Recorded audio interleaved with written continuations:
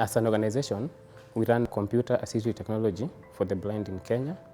And what we basically do is to provide computer skills to learners and persons who are visually impaired, both totally blind and low vision across the country. So why we picked up this program is because we saw there's a big gap between the blind and also the sighted world. We came in to bridge that gap through technology. Like one, they could not get any news updates, for example, reading the newspapers. But since we came in, we've been able to bridge that gap. And mostly in terms of education, now they are able to do their research online. Initially, they used to rely only on Braille books, which are very expensive and also voluminous. But with technology, they are able to access various textbooks online through various technology devices that we provide, like desktops, laptops, and even iPads. So we start from the offline services. Before you even introduce any learner to technology, the first thing they need to know is to have the basic skills. First, how do I even operate the keyboard?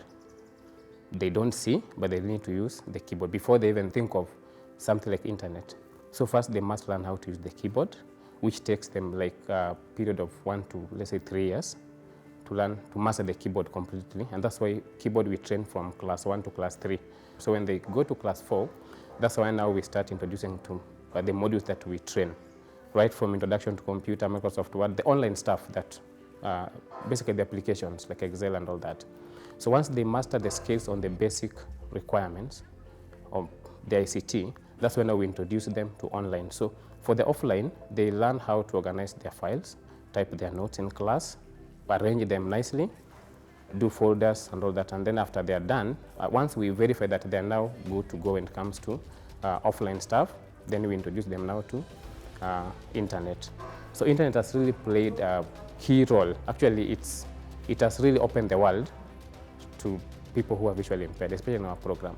One, they're able to do the assignments where they're able to access different contents they learn, and then they write the assignment, they submit to the teachers. Two, they're also able to get information. Like they come every day, check what is going on in the country and even internationally, going through various newspapers, Daily Nation, Standard, name it. Since we started the program, Internet Solution has been with us from 2009 to date.